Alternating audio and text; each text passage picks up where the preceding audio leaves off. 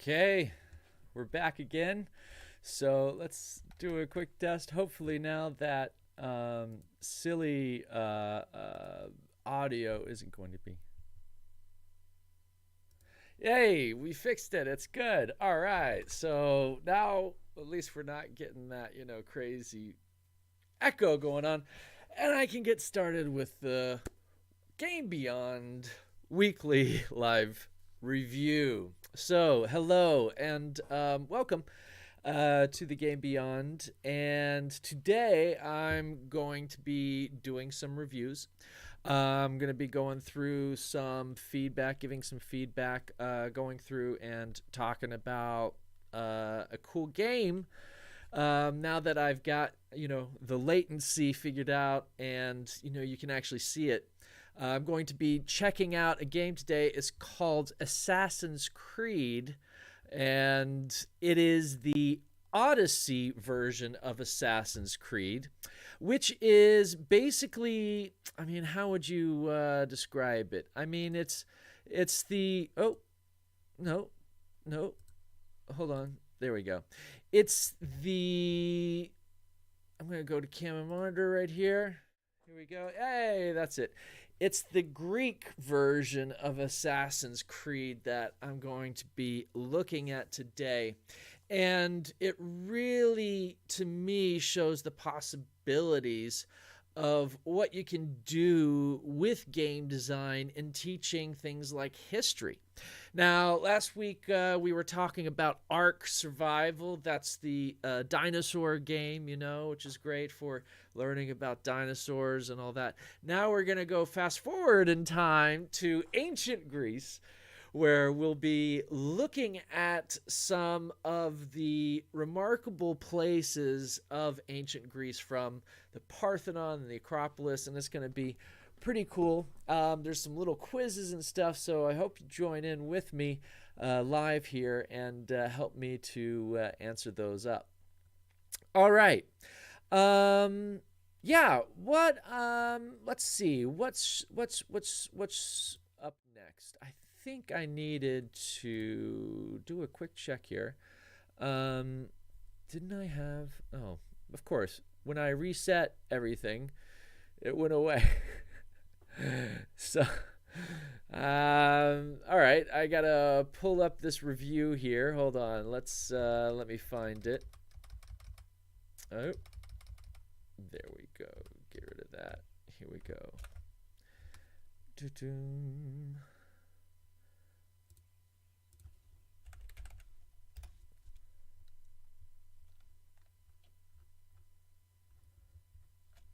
Well, I'll have to do that later. Anyways, why don't we just go ahead and get right into Assassin's Creed. I'm going to get the game loaded, and all of a sudden I've lost my controller. Man, today's live review, it's right in front of me. How...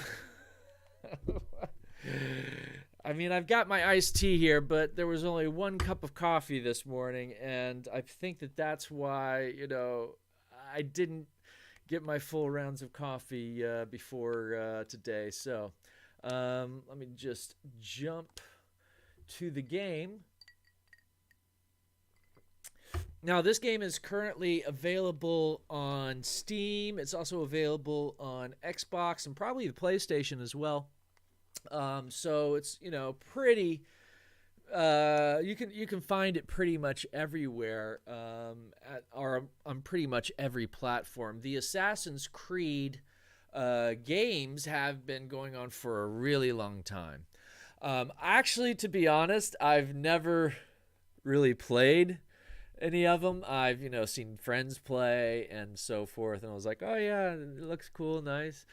But it wasn't until this new version came out, which basically allows you to, well, what I like about it is they're starting to do this with Assassin's Creed, where they're actually taking this engine and taking this game world of this secret society of assassins, and there's a whole backstory to that, but it tracks them throughout history. So you see the Knights Templar during the French Revolution, and In this one, we're looking at Greek history. So what's really great is you actually come across a lot of the different characters, such as Socrates and Plato and so forth, as you're playing the game. Now, the other cool thing about this game is they have what's called a discovery tour. So let me jump in and show you here. So this discovery tour basically uses this game engine, and they've built the maps or the levels as real ancient Greece, right? So you have the Parthenon in all of its glory. You have the Acropolis in all of its glory. And so many of these great statues, like these statues to Athena, or, statue to Zeus, or statue to Poseidon, all of these statues, which are long gone now. I mean, you might see maybe remnants of their feet or something. Sometimes maybe you'll have half of them left, but in the game you get to experience what it must have been like during this golden era in Greece.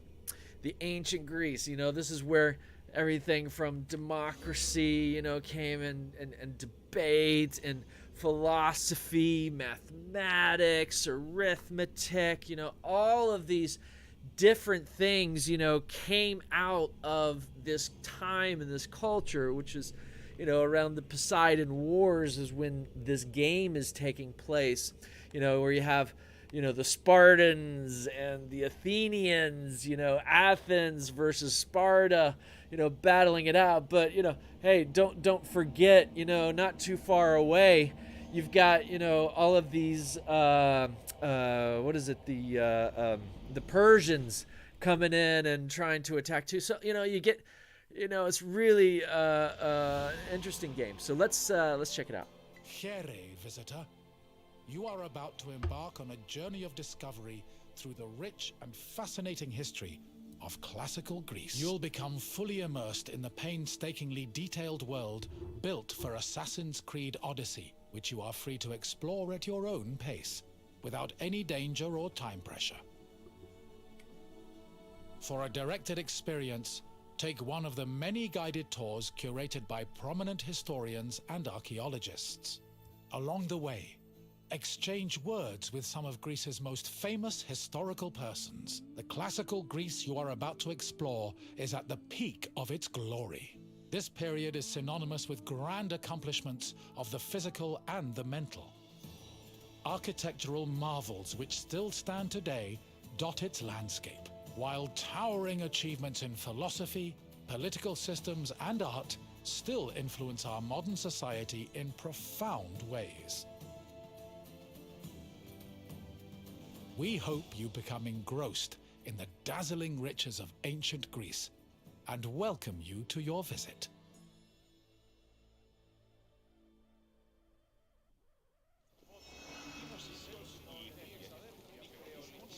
Excellent. So let's get ourselves acquainted. So Assassin's Creed is one of these third-person action games. You might have seen games that became popular, this third-person action game, such as in Tomb Raider, right? Where we see this character and we can move and run around with this character in a 3D space. Now, this allows for some incredible gameplay in being able to look at and navigate yourself in real-world spaces. Yeah, because we have, instead of this 2D, planar view, now we have this three-dimensional way of looking around the world. And the nice thing is, in Assassin's Creed, is they have all these different types of mechanics built into the movement, which really gives you this amazing feeling of a tour, because not only can I just walk up and walk around, but I can also jump up, right? I can climb. Let's climb up, right? Climb all the way up, right? Why not? Yeah. And you think, yeah, what else can you do? Well, how about this? How about I see a place I like, I think, oh, I'm going to climb over there, walk over there, jump up, right? Oh, you know what? But I want to be over on the other side. I just want to jump down, right? And I don't die, it's cool, right? So there's she does kind of move people around. So this is just a fantastic way to really explore, this 3D space. And which 3D space are we exploring? Well, it looks to me like we got the Acropolis right ahead of us. So let's go talk to this character and start our tour. Greetings, wanderer, and welcome to the Acropolis, the shining jewel of Athens. Okay, so now we get to choose, what kind of information we would like to do. And we have a choice here on the right. Oh, we have a choice here on the right, which you can see. That should be off. And we have, who are you? What do you think of this place? And I would like to begin the tour. And I would like to begin the tour is actually in gold, which means once we select that, it's going to go over to a new set of choices. This is an interesting little mechanic to allow you to kind of navigate your way through information in a way, but also be able to skip through if you don't really want to know a bunch of stuff. So let's ask who she is. My name is Aspasia. Though I am not originally from Athens, I have climbed to the top of its social ladder using my wit and intellect. I've even earned the love of Pericles, one of the most powerful men in the city. The mind truly is a beautiful thing. So what do you think of this place? Personally, I think the Acropolis is one of, if not the, greatest place in all of Greece. Though, considering it was the project of my partner, Pericles, I may be a touch biased. Okay, so let's go ahead and get on with the tour. Let's begin the tour. The Acropolis of Athens is a bastion of art and culture worthy of the gods themselves. Within this citadel, you will find many important sacred buildings, as well as some of the most magnificent art in all of Greece. You are in for a very enlightening visit. When you're done, come find me, and we can discuss the things you have seen. Farewell for now. Alrighty then, looks like we get to go on a little tour. Now, one of the things we talk about in the Game Beyond Masterclass is this idea of autonomy. And one of the sections that we talk about is how to navigate without a map. Now, it's interesting that we are given this kind of golden line in which to follow so that we know how to navigate, even if we do maybe run off over here, we get distracted by this dog, and, we maybe want to, bend down and pet it. Can we bend down? No? Oh! Nope, wrong button. I want to pet the dog. Nope, can't pet the dog. But, now I've been distracted by the dog that, I was like, oh, where do I go again? I don't know where to start. Oh, there's the golden line, right? So we can easily find our way and navigate our way through this tour, which is really great. The Acropolis has gone through many changes in its long history. It began as a simple rock, was settled as early as the Neolithic period, and then became a fortress in the Mycenaean period. Stone buildings started appearing in the 7th century BCE. But the famous structures whose ruins remain visible today date mainly from a period of construction in the 5th century BCE. The location of the Acropolis is closely tied with Athens' foundation myth. Supposedly, it was the site where Athena and Poseidon competed for the city's patronage. This connection gave the Acropolis a sacred aura, and it was considered the religious heart of the city. So there we go, the Acropolis, the place where Athena and Poseidon battled for the love of Athens. And who won? Well, I guess that might be the giant statue in the middle, or possibly maybe the name of Athens was named after the winner. Could be. Could be. Let's go check out. Let's see what else we got up here.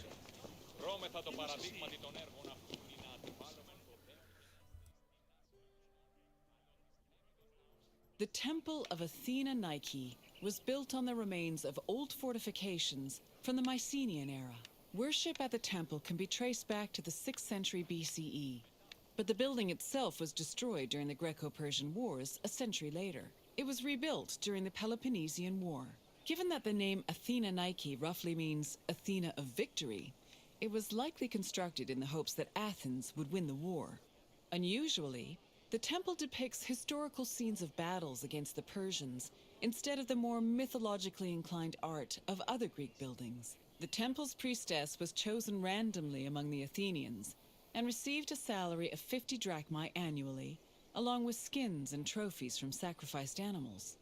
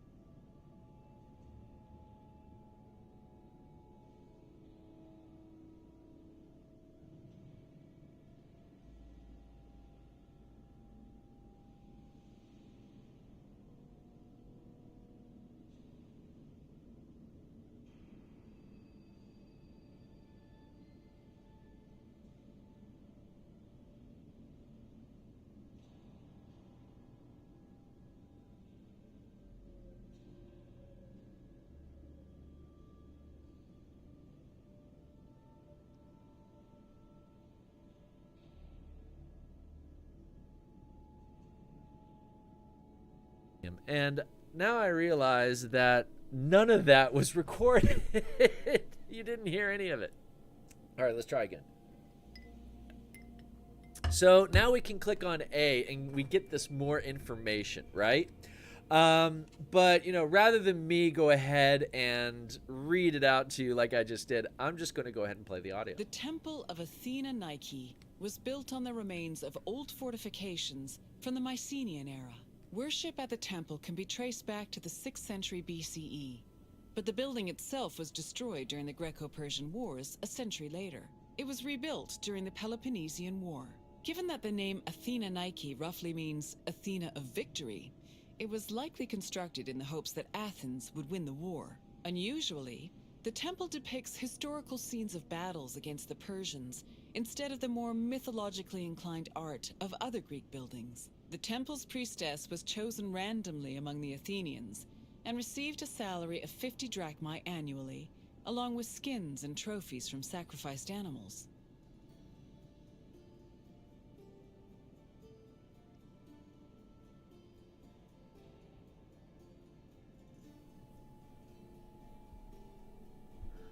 All right. So if we close this, yeah, we're still good. So if we close this, now we can go to our next bit. We can also maybe just have a look around here too. Oop. Didn't mean to do that. I was trying to jump around. There we go. There we are. I want to go check out this temple because apparently it's being built right now. So this is where, you know, you would come to the Athenian goddess to give your different offerings, I guess. Yeah.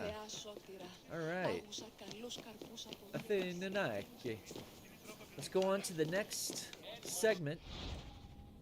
Discovery sites. There are discovery sites all over the world. Interact with them to learn more on ancient Greece. Many are hidden throughout the world. Find them to unlock special characters. That's pretty cool. So if we go over here to this little purple thing right here, we can actually unlock some more information and unlock a new character that we can play with in the game. So we just discovered Propolia. Let's learn more about Propolia. Do I have to read this aloud? Oh, I guess I do have to read this one aloud. All right, I'll read this one aloud. The Propolia was the monumental gateway on the western side of the Acropolis. It was built between 437 and 432 BCE under the supervision of Phidias or Meniscles, and was part of the Pericles' plan to adorn the Acropolis with magnificent monuments. Although it was not seen as a military structure, the Propolia was also used to restrict access to Athens' holiest area. It was conceived as a spectacular construction of Pentelic white marble and Eleusinian gray marble, and its design was meant to stylistically mirror the Parthenon. The Propolia's construction was suspended in 431 BCE due to the start of the Peloponnesian War. Sorry, not the Peloponnesian, the Peloponnesian. And was never resumed. This means that out of a very ambitious project, only the main building was finished. Nevertheless, with its 5 gates and a ceiling painted with golden stars, it remained impressive. The gateway was also unique in that it mixed both Doric and Ionic columns, in addition to being reinforced with iron. The northern wing of the facade housed 10.75 meters by 9 meter ritual dining room known as the Pinacoteca. Pinacoteca, I guess that's how you spell it. According to Pausanias, the Pinacoteca was famous in antiquity for its paintings of Greek battles. Well, there you go. Yeah? Looks like we unlocked Phoebe. Interesting. Let's see the next little bit here. The Acropolis was built up over a long period, due in no small part to its partial destruction during the Greco-Persian Wars. It was in the 5th century BCE, though, that the Acropolis received its most significant improvements. This period was an extremely prosperous time for Athens, both financially and culturally. With a booming economy bolstered by trade and the Lavrion silver mines, Pericles, the leader of Athens, financed a huge project to rebuild the citadel. He enlisted the help of renowned artists, like the sculptor Phidias, as well as the architects Iktinos and Callicrates. Together, they erected buildings like the Parthenon and the Propolia Gateway. Pericles' goal was to make the Acropolis into a glorious monument to the gods and to mortal Athenians. Well, I would say, you know, that was pretty well done. Let's listen a little bit more about Pericles and learn a little bit more about him. I've actually seen this. I'm pretty sure I've seen this statue in the British Museum in London. Pretty sure. Because most of the stuff from the Acropolis seems to be in the British Museum in London. The Acropolis was built up over a long period, due in no small part to its partial destruction during the Greco-Persian Wars. It was in the 5th century BCE, though, that the Acropolis received its most significant improvements.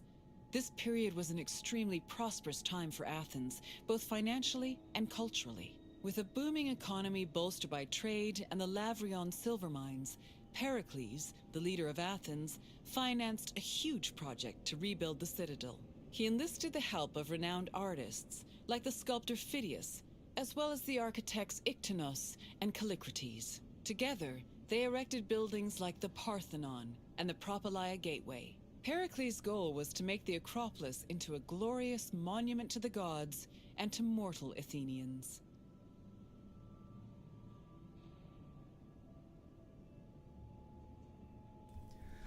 Alrighty.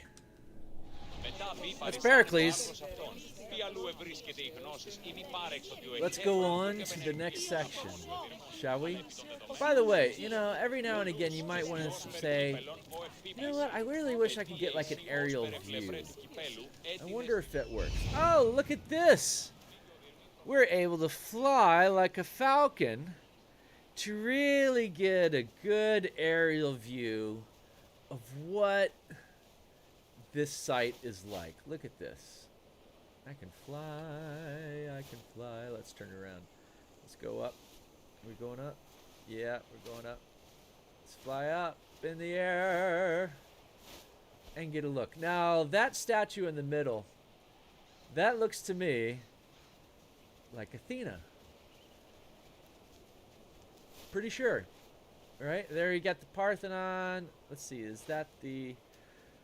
Don't know what's over here. We're gonna have to go and discover. There's all these little plus points we have to discover and these little tour markers. Yeah, I mean, how fantastic is this? I mean, it's like having your own ancient drone to fly around, check out the different spots. Let's fly around Athena's head here. Let's see. Oh yeah, there we go. Nice. Oh, wrong way. This way around. Oh, we got some hawks going. There we are. This little flyby Athena there.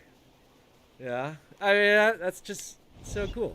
I think this is like one of the best ways that you could virtually go around and interact and experience this place. It's fantastic.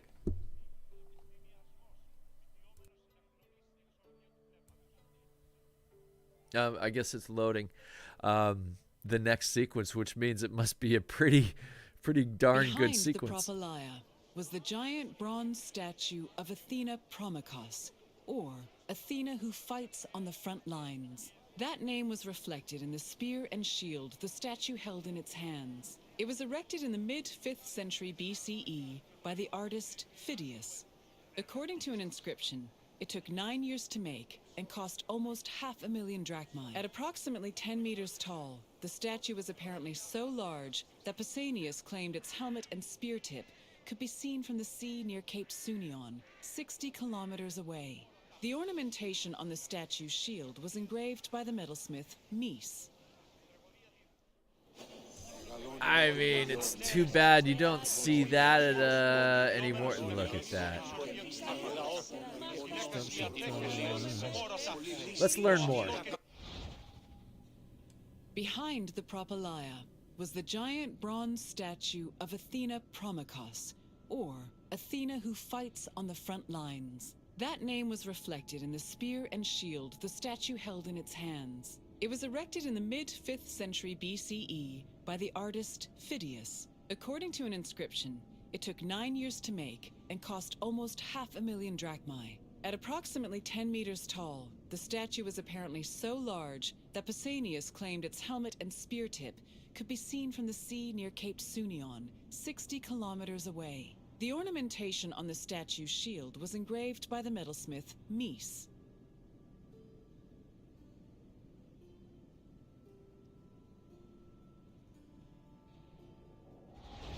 Τραγωδία διευθύνει τους νέους και ούτι καταμαρθακίζονται.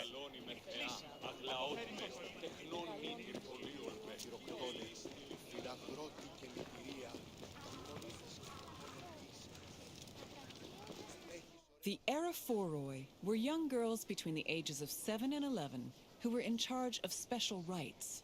A list of 4 girls was drafted by the Assembly of Citizens, from which the High Magistrate, the Archon Basileus, chose 2 to serve as Aerophoroi for the year.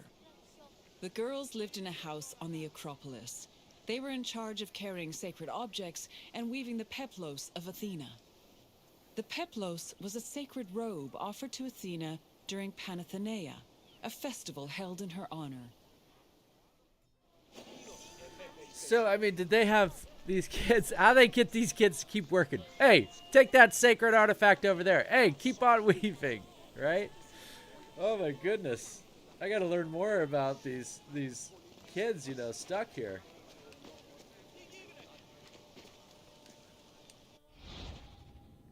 The Eraphoroi were young girls between the ages of 7 and 11 who were in charge of special rites. A list of 4 girls was drafted by the Assembly of Citizens, from which the High Magistrate, the Archon Basileus, chose 2 to serve as Eraphoroi for the year. The girls lived in a house on the Acropolis.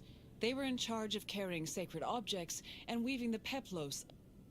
So it's pretty much the same thing. There is a little bit more depth. At least she's not saying the same thing that she's reading. I thought she was reading the same thing for a second there, but you know, it's different. But you can get, you know, extra info on a lot of this. Let's see what's inside here. Well, it looks like a simple little house. Not too much. It looks like they're weaving here. Man, that's a long weave. How long have they been weaving this for? You wonder. Huh? I wonder. All right, let's continue the journey. Oh, hello. Oh, which way do we go? Over here? Okay. We're going up here. Oh, look, there's a another little extra here. Let's check this out. The priesthood. What's this about? There was no professional qualification needed to become a priest or priestess. A wealthy family, luck, and less often, the will of public assembly were the only criteria that mattered. Many priesthoods stayed within the same families or clans for generations, as the appointment of priests outside the members of the clan was strictly prohibited. For example, in Athens, both the priestess of Athena Pelaius and Poseidon Erechtheus had to come from Itubutadi. Yeah. Priests and priestesses were in charge of the sacrifices to the gods and of any other cultic duties preserved by tradition. They also assisted political leaders and other citizens who wished to correctly perform public and private religious activities. Lastly, they presided over the affairs and resources of their assigned sanctuary. They were held in high esteem by their fellow citizens, and their political opinions carried a lot of weight in public debates. In certain cities, the annual priesthood of the main cult was even used as a way of measuring time. Priests and priestesses also received significant shares of the sacrifices they performed. Although priests generally enjoyed the same freedoms and rights as citizens, like that of living at their own homes, they also had to follow restrictive rules. Besides more general requirements such as fasting and undergoing a period of chastity before certain rituals, there were also strange rituals and restrictions. For example, in Attica, the priestess of Athena Pelaius was not allowed to eat cheese. Well, maybe she was, lactose intolerant? A goddess stands by an altar to pour an offering from a phial into a terracotta calyx. That's the image. Anyways. All right. Interesting. So I'm not going to do too many more of these discovery sites, but let's continue the tour. The Erechtheion was an atypical temple. It was dedicated not only to Athena Pelaius, but also to Cecrops, the mythical founder of Athens, his son Erechtheus, and even Poseidon, the sea god who challenged Athena for possession of the city. The temple was divided into the eastern part housed a statue dedicated to Athena, while the western section jointly belonged to Poseidon and Erechtheus. Meanwhile, King Cecrops' grave was believed to be under the caryatid porch. Under the temple was a crypt that was said to contain the sacred snakes of Athena. The snakes may have had a sweet tooth because the priestesses of Athena allegedly fed them honey cakes. Honey cakes? Feeding honey cakes to snakes?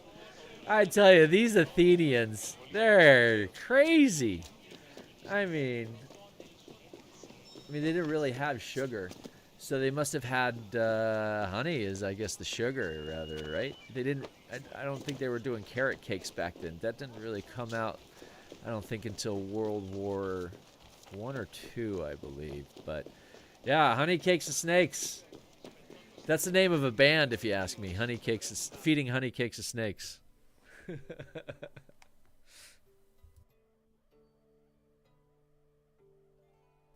All right, what's this last bit? Come on. Load it in, and we're going. Zoop. No. You're going to take another second to ponder about whether or not you're going to load or not? The Parthenon is one of the most well-known buildings in the world and an enduring symbol of ancient Greek civilization. While it is located on the Acropolis, the building is not a traditional temple. It was built by the sculptor Phidias and the architects Callicrates and Ictinus as a great monument to the glory of the city of Athens. That glory is evident in its many carvings. One of the most carved monuments in Greek architecture, the Parthenon's decorations depict several mythological scenes. These include the birth of Athena, her fight against Poseidon for the patronage of Athens, the gods' battle with the giants, and the procession of the great Panathenaea.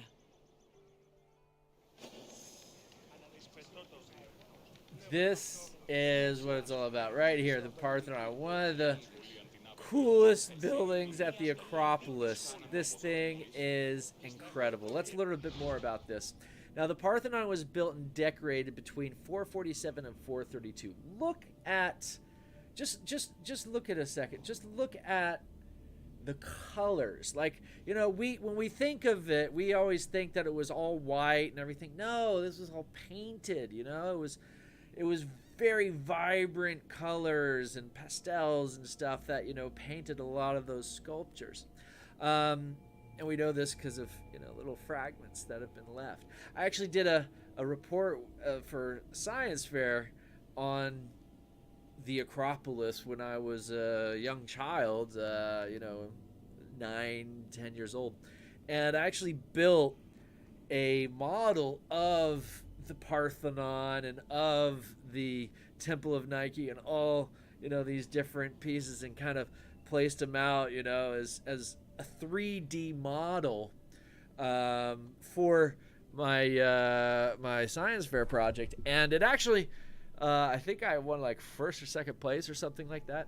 And now here we are, like, you know, 40 years later, and I'm able to literally 3-dimensionally run around this site that, you know, was mostly in my head, you know, like that used to be. I mean, I actually was able to go and visit when I was a young lad. I was actually able to go and visit Greece and visit the Acropolis, but of course most of the stuff has been blown away. It was blown away by the fact that the Turks had their ammunitions, I believe, in the Acropolis, and it blew up.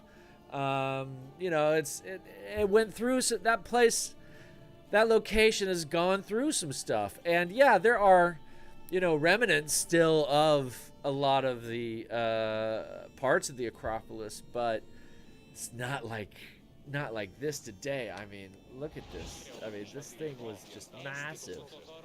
Look how cool that is. Oh yeah, let's learn more. Come on, we're gonna learn more. Learn more about the Acropolis here. The Parthenon. Yeah, we can skip that bit. While it was built by the sculptor. That glory is evident. Here we go. So, the Parthenon was built and decorated between 447 and 432 BCE, and the worship of Athena went on for nearly 1 millennium. Although the building was affected by the destruction caused by Germanic invaders in the 3rd century CE.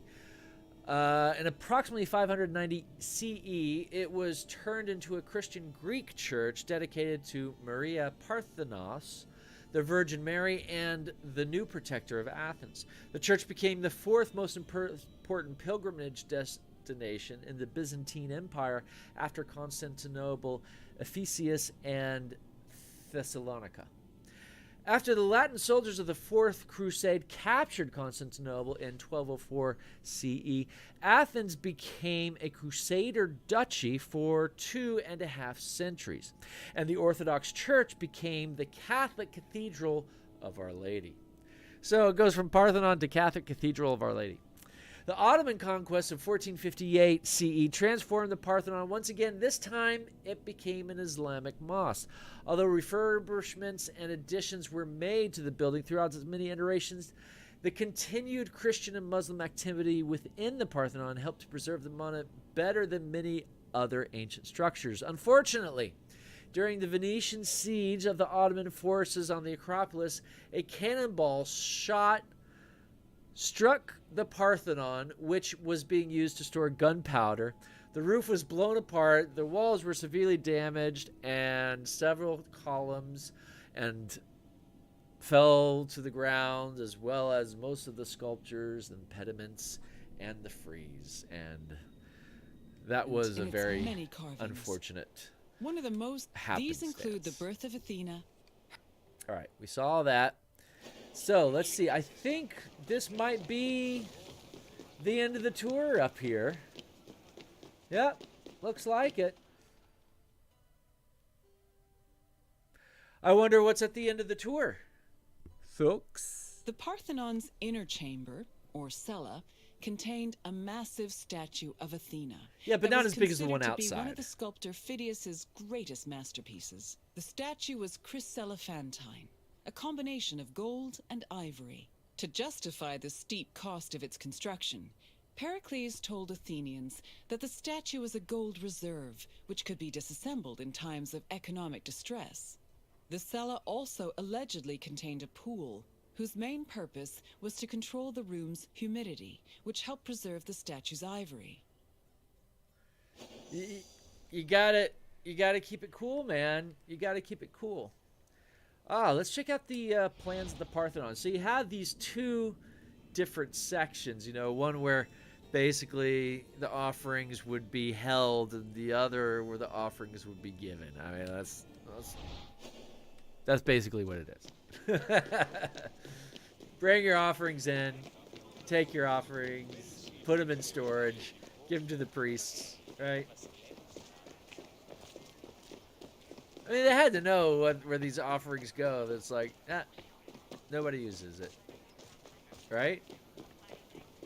What are they doing with all those offerings for all those years? Yeah?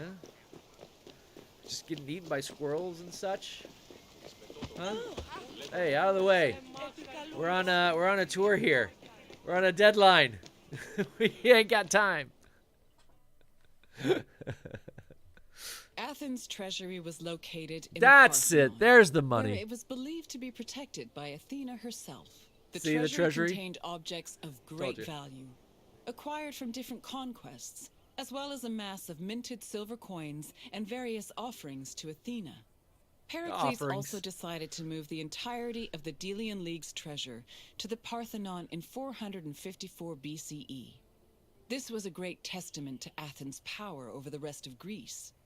The riches were divided into two parts, the Demosia, which belonged to the city, and the Hiera Cremata, which was dedicated to the goddess and only used for religious purposes. Now, let's be honest here.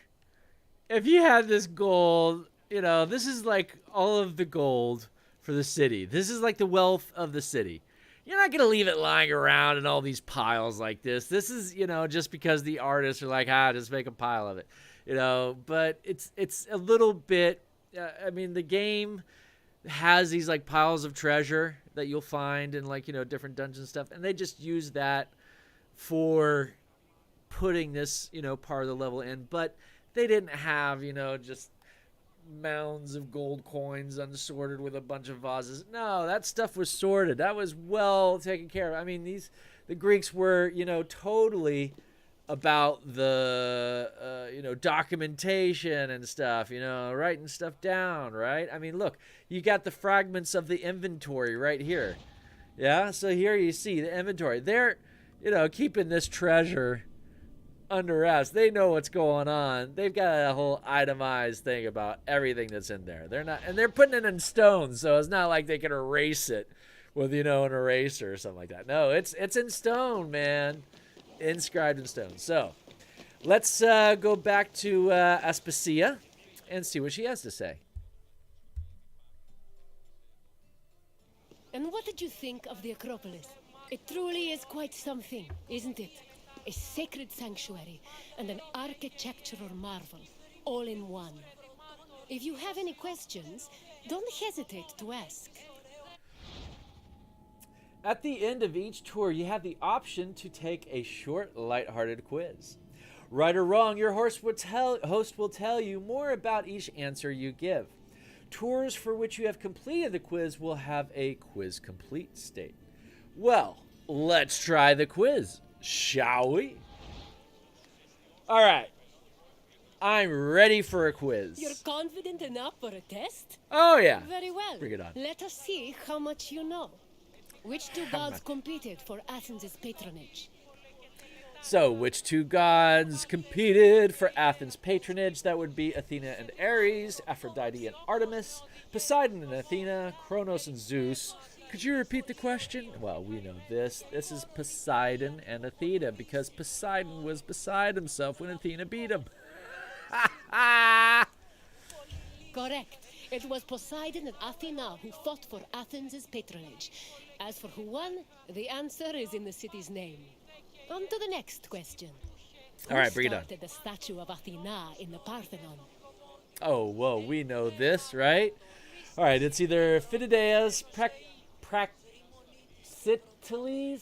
Praxiteles, Polygnatos, Sculpturicles. Are you kidding? No, it's Phidias. Correct. The renowned sculptor Phidias made the statue, which was considered one of his masterpieces. And now, they had to keep the pool of final water question. in Which front of it king's because of the tomb ivory. was believed to be right? under the caryatid porch? Oh, which king's tomb was under the porch? I think it's Kekrops. Is it Leonidas? No, he's Spartan. Menelaus? I don't think so. Perseus? I don't think he was pursued that far. I'm going to go with Kekrops. That is correct. Kekrops was the mythological first king of Athens, and his tomb was said to be under the Erechtheion. It seems you know much about this place. Well done, wanderer.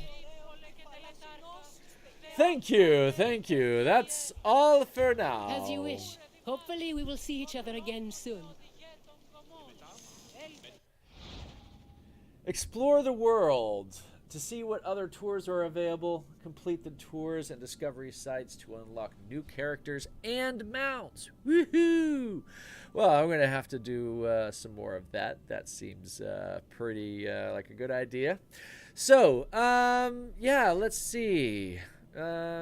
Nothing as far as feedback yet today. All right. Well, this has been, that's been fun. That's been good. All righty. Dun, dun, dun, dun, dun, dun.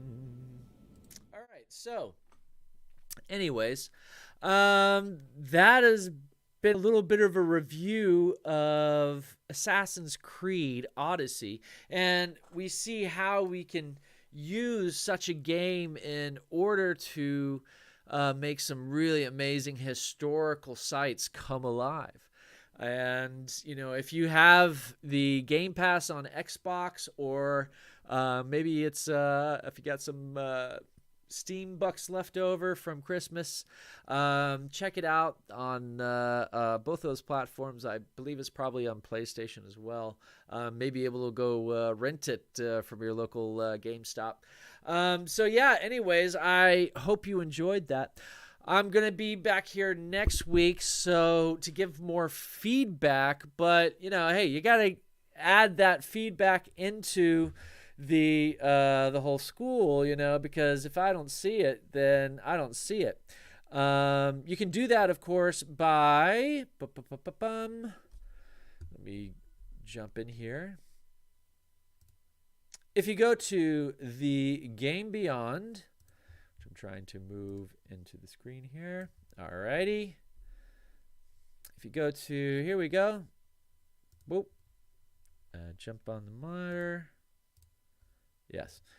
So if you go right here to the Game Beyond, you can, add your feedback in, upload any information. I'm here in the lobby chatting away as you can hear me if you jump in there.